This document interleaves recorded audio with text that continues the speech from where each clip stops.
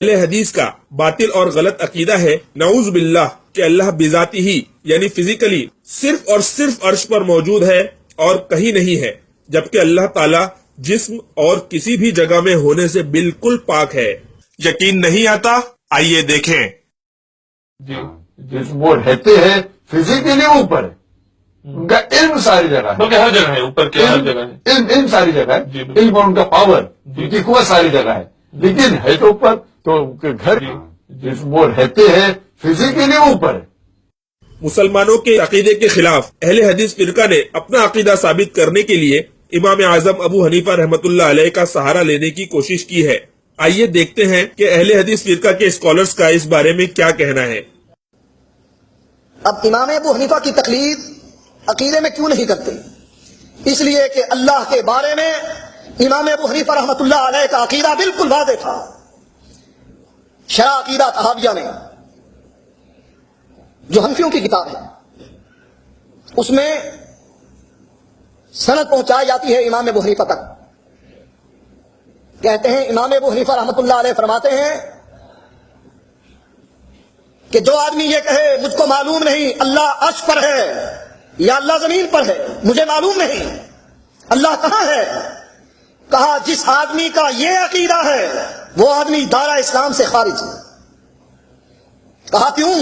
کہا اس لیے کہ اللہ قرآن میں کہتا ہے ثم استوى علی العرش، اللہ عرش پر مستوی ہے، اور جو اللہ کی اس آیت کو نہیں مانتا، قرآن کی اس آیت کا انکار کرتا ہے، چاہے قرآن کی 114 سورتوں کا انکار کیا جائے وہ بھی دائرہ اسلام سے خارج ہے، اور جو ایک آیت کا انکاری ہے وہ بھی دائرہ اسلام سے خارج ہے، بقول امام ابو حنیفہ رحمۃ اللہ علیہ۔ امام ابو حنیفہ کی تقلید عقیدے میں کیوں نہیں کی جاتی؟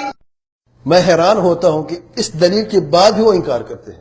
دیکھیں دلیل کیا ہے، فرماتے ہیں ما روى شیخ الاسلام ابو اسماعیل انصاری فی کتابہ الفاروق، شیخ الاسلام آپ لقب دیکھیں، ابو اسماعیل انصاری ان کی کتاب ہے الفاروق، بسند الى مطیع البلخی، پورے سند کے ساتھ بیان کرتے ہیں، انه سأل ابا حنیفہ، کسے سوال کیا گیا؟ امام ابو حنیفہ رحمۃ اللہ سوال کیا، کیا سوال کیا گیا؟ قال لا اعرف ربی فی السماء ام فی الارض، ایک شخص کہتا ہے مجھے نہیں پتہ اللہ تعالیٰ آسمان پر ہے یا زمین پر ہے، فقال امام حنیفہ جواب میں فرماتے فقد کفر، ایسا شخص کافر ہے، لأن اللہ یقول، کیونکہ اللہ تعالیٰ فرماتے ہیں الرحمن علی العرش استوى، الرحمن عرش پر مستوی ہوا، سورۃ طه نمبر 5، وعرشہ، یہ امام ابو حنیفہ کا قول ہے، میرا قول نہیں ہے، آپ لوگ کہتے ہیں ہم حنفی ہیں تو سن لیں۔ یہی عقیدہ ابو حنیفہ رحمۃ اللہ علیہ کا بھی ہے، یعنی کہ رب العزت آسمانوں کے اوپر اور ایسے ہی عرش کے اوپر ہے۔ ابن ابی العز الحنفی رحمہ اللہ، جن کا انتقال سن 792 ہجری میں ہوئی، اور وہ عقیدہ طحاویہ کہ شرح انہوں نے لکھی ہے، اس میں وہ فتویٰ نقل کرتے ہیں ابو حنیفہ رحمۃ اللہ علیہ۔ ہمارے ویڈیو میں انشاءاللہ ہم ثابت کریں گے کہ اہل حدیث فرقہ کی یہ کوشش تحقیق نہیں بلکہ جھوٹ اور دھوکہ ہے۔ اس کا سب سے بڑا ثبوت یہ ہے کہ آج تک اہل حدیث فرقہ کے کسی اسکالر نے اس قول کی کوئی بھی سند پیش نہیں کی، اور انشاءاللہ قیامت تک نہیں پیش کر سکتے۔ جیسا کہ آپ نے خود دیکھ لیا کہ فرقہ اہل حدیث کے اسکالرز نے نہ تو اس کی سند پڑھی بلکہ اس میں موجود راویوں کے حالات کو بھی چھپا لیا۔ آپ تمام حضرات سے گزارش ہے کہ ہمارے اس پریزنٹیشن کو بڑے غور سے دیکھیں۔ اہل حدیث اسکالر نے اپنی دلیل جس کتاب سے پیش کی ہے، اس کتاب کا نام شرح عقیدۃ الطحاویہ ہے، جس کے لکھنے والے ابن ابی العز ہیں۔ ان کا انتقال 792 ہجری میں ہوا۔ جب ہم نے اس کتاب شرح عقیدۃ الطحاویہ کو کھول کر دیکھا تو اس میں امام اعظم ابو حنیفہ رحمۃ اللہ علیہ کے قول کی کوئی بھی سند نہیں ملی، بلکہ یہاں پر ایک دوسری کتاب کا حوالہ ملا جہاں سے یہ قول لیا گیا ہے۔ اس دوسری کتاب کا نام کتاب الفاروق ہے، جس کے لکھنے والے ابو اسماعیل انصاری الحروی ہیں، جن کا انتقال 481 ہجری میں ہوا۔ عجیب بات تو یہ ہے کہ ابو اسماعیل الحروی اور ابو مطیع البلخی، جو امام ابو حنیفہ رحمۃ اللہ علیہ کے شاگرد اور اس قول کو بیان کرنے والے ہیں، ان دونوں کے درمیان میں تقریباً 270 سال کا فاصلہ ہے۔ تو سوال یہ ہے کہ امام ابو حنیفہ رحمۃ اللہ علیہ کے اسٹوڈنٹ ابو مطیع البلخی سے یہ بات الفاروق لکھنے والے اسماعیل الحروی تک تقریباً 270 سالوں بعد کیسے پہنچی؟ اس کا کوئی اتا پتہ نہیں ہے۔ نام کے اہل حدیثوں، ہمیں یہ بتاؤ کہ اس کی سند کہاں ہے، اور کیسے پتہ چلے گا کہ آپ لوگ امام ابو حنیفہ کے کھاتے میں सच्ची या झूठी बात डाल रहे हैं, जबकि आपकी दलील की सनद ही गायब है। सही और ज़ईफ तो दूर की बात है, किसी भी नाम के अहले हदीस ने इसकी कोई सनद आज तक पेश नहीं की। दीन में बिना सनद के किसी कौल या बात को कहना कैसा है, ये उन्हीं के आलिम से सुनिए। अगर कोई आदमी इस तरह से बयान करे कौन मानेगा उसको? तो सनद लौलल इस्नाद लकाल मन शाअ मा शाअ, अब्दुल्लाह इब्न मुबारक का कौल है कि अगर सनदें नहीं होती, सनद को महफूज रखने और बयान करने का अगर एहतमाम न होता, जिसके जी में जो आता कह देता है, हर चीज दीन बना सकते हैं, बगैर सनद के कुछ भी बोल दिया, कोई भी आदमी बोल सकता है। तो एक आदमी अल्लाह के नबी सल्लल्लाहु अलैहि वसल्लम पर कुछ भी घड़ सकता है, लेकिन जब सनद की बात आती है तो फिर आदमी अपने झूठ में पकड़ा जाता है। तो ये जो रिवायत है इसकी सनद ही नहीं है, ये कंजुल उम्माल में बगैर सनद के मौजूद है। लिहाजा इससे दलील पकड़ना ये ऐसे आदमी की पीठ पर सवार होना है जिसकी टांगे नहीं है। मुझको लेके चल, अरे मैं खुद नहीं जा सकता, तेरे को कैसा लेके जाऊं? तो ये दलील ही नहीं बन सकती है, इसकी सनद ही नहीं है। गोया के इन नाम के अहले हदीस आलिमों ने खुद को बिना टांग का साबित कर दिया और अपनी अवाम को अपने कंधे पर सवार कर लिया है। इसके अलावा अहले हदीस फिरका के बड़े माने जाने वाले जुबैर अली जई, इरशादुल हक असरी और इन जैसे दूसरों ने बिना सनद बात का मजाक उड़ाते हुए ऐसी बातों को मौजू और मनगढ़ंत कहा है। लेकिन अफसोस, सद अफसोस, जब अपनी बारी आती है तो बिना सनद बात को भी दलील बनाकर पेश कर देते हैं। जैसा कि इमाम अबू हनीफा के इस बिना सनद कौल को इन्होंने अपनी दलील बनाने की नाकाम कोशिश की है। देखा आपने, अहले हदीस फिरका बेसनद बात को दलील नहीं मानता, फिर आपने क्यों इमाम अबू हनीफा रहमतुल्लाह अलैह के कौल को बिना सनद के पेश किया? ये हमारा आपसे सवाल है।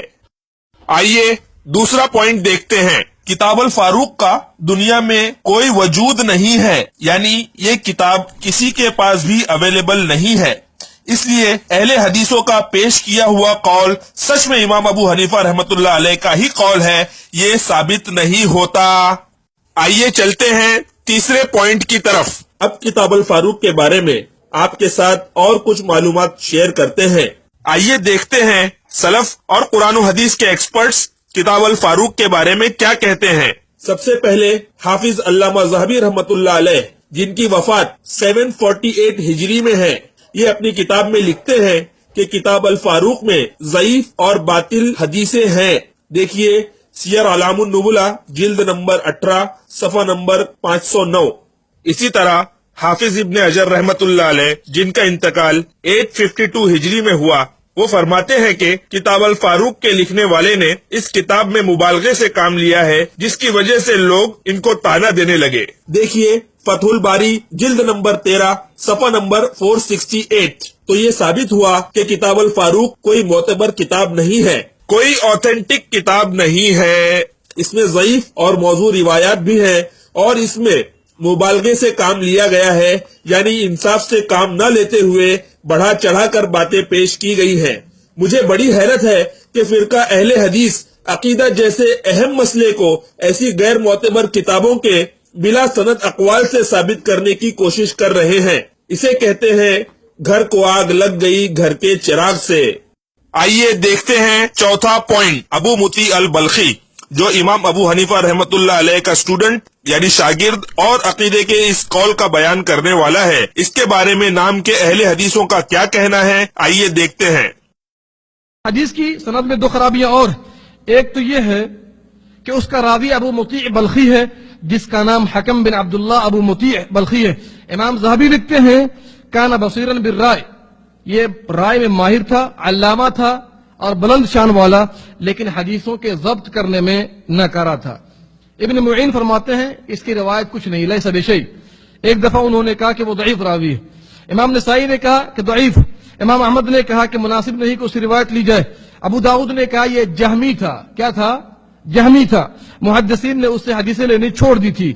इब्न हिब्बान ने कहा कान मिन रुअसाइल मुर्जिया, ये मुर्जिया का सरदार था और सुन्नत और अहले सुन्नत से दुश्मनी किया करता था। इमाम बुखारी ने फरमाया कि दईफ था और इसका ताल्लुक अहले राय से था।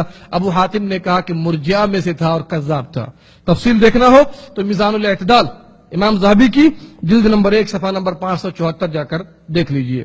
فرقہ اہل حدیث کے امام البانی نے ابو مطیع البلخی کو کذاب یعنی جھوٹا اور حدیثیں گڑھنے والا کہا ہے۔ دیکھیے شرح عقیدۃ الطحاویہ حاشیہ پیج نمبر 342۔ اس کے علاوہ فرقہ اہل حدیث کے زبیر علی زئی نے بھی اس کو حدیثیں گڑھنے والا کہا ہے۔ دیکھیے فتاوی علمیہ جلد نمبر 1 پیج نمبر 137۔ اس کے علاوہ شاہد محمود نے دفاع صحیح بخاری حاشیہ پیج نمبر 192 پر، مولانا گوندلوی نے داستان حنفیہ میں، اور رئیس احمد سلفی نے اللمحات میں پیج نمبر 133 پر، اور ابو شعیب داؤد نے تخریج سبیل الرسول میں پیج نمبر 320 پر، اور صلاح الدین یوسف نے خواتین کا طریقہ نماز میں پیج نمبر 33 پر ابو مطیع البلخی پر جرح کی ہے، اسے حدیث گڑھنے والا اور جھوٹ بولنے والا کہا ہے۔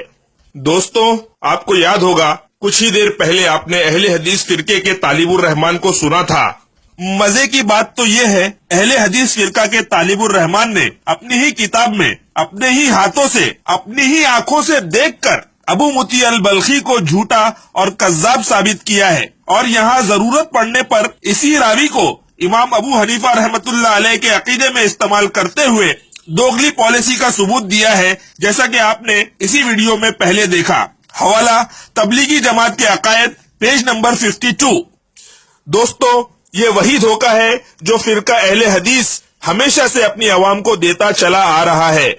اب پانچواں اور آخری پوائنٹ، ہم نے اہل حدیث فرقے کی بتائی ہوئی دلیل کو کھول کر دیکھا تو ہمیں ایک اور چونکانے والی بات ملی۔ اسی کتاب یعنی شرح عقیدۃ الطحاویہ میں جہاں پر امام ابو حنیفہ رحمۃ اللہ علیہ کے عقیدے کا قول لکھا ہوا ہے، اس سے 55 صفحات یعنی 55 پیجز بعد ہی ابو مطیع البلخی کو، جو اس قول کا نقل کرنے والا ہے، اس راوی کو ضعیف کہا گیا ہے۔ لیکن افسوس، اہل حدیث فرقے کو توفیق ہی نہیں ہوئی کہ وہ پوری کتاب پڑھتے۔ دیکھیے شرح عقیدۃ الطحاویہ پیج نمبر 343۔ اس کا مطلب یہ ہوا کہ اہل حدیث فرقہ کے ایک شخص نے بھی آج تک اس کتاب کو کبھی بھی پورا نہیں پڑھا۔ اگر پوری کتاب پڑھ لیتے تو کبھی یہ دعویٰ نہیں کرتے کہ امام ابو حنیفہ رحمۃ اللہ علیہ اللہ کو فزیکلی صرف اور صرف عرش کے اوپر مانتے ہیں۔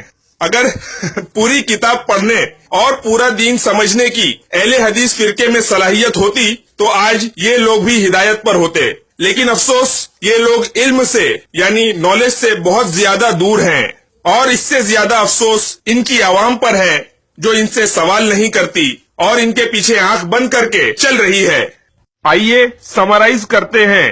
تو اس ویڈیو میں ہم نے ثابت کیا کہ امام ابو حنیفہ رحمۃ اللہ علیہ کا عقیدہ ثابت کرنے والا یہ قول بنا سند ہے۔ کتاب الفاروق جس سے یہ قول پیش کیا گیا اس وقت اس دنیا میں موجود نہیں ہے، نہ ہی اس کا کچھ اتا پتا ہے۔ کتاب الفاروق یہ کوئی اوتھینٹک کتاب نہیں ہے، اور امام ابو حنیفہ کا قول بیان کرنے والا ابو مطیع البلخی خود فرقہ اہل حدیث کے نزدیک جھوٹا اور حدیثیں گڑھنے والا ہے۔ اس کے علاوہ اہل حدیثوں نے جس کتاب سے امام ابو حنیفہ رحمۃ اللہ علیہ کا عقیدے کا قول پیش کیا ہے، اسی کتاب میں کچھ صفحات بعد میں ابو مطیع البلخی پر جرح موجود ہے اور اسے ضعیف کہا گیا ہے۔ ہم نام کے اہل حدیث عالموں کو 1 مہینے کی مہلت دیتے ہوئے یہ چیلنج کرتے ہیں کہ وہ امام ابو حنیفہ رحمۃ اللہ علیہ کے عقیدے کے اس قول کی صحیح اور مکمل سند پیش کریں، اور ایسا نہ کرنے پر وہ دھوکے باز اور جھوٹے ثابت ہو جائیں گے۔